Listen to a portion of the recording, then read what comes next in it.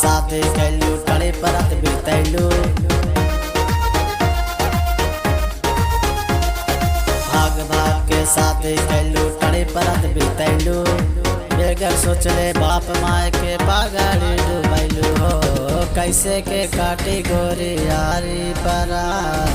खाके जियल जाए खेसारी के साथ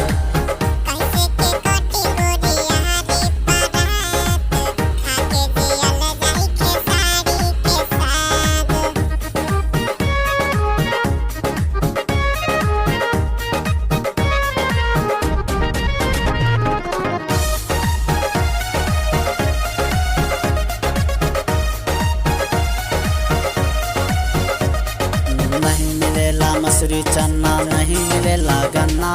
नहर के पानी पी के रातिया बितैलू हो कैसे काटी गोरी यारी परात खाके जियल जाए के साड़ी के साथ कैसे काटी गोरी यारी परात खाके जियल जाए के साड़ी के साथ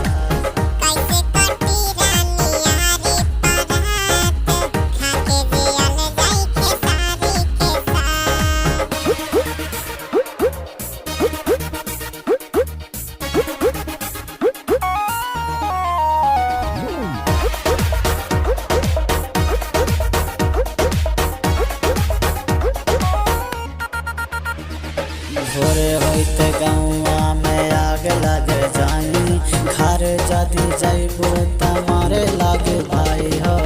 सरोज दिनेश कहे रहा आजाद खाके जियल जाई के साड़ी के साथ मोनू राहुल कहे रहा आजाद खाके जियल जाई के साड़ी के साथ हो कैसे के काटी गोरी यारी परा खाके जियल जाए के साड़ी के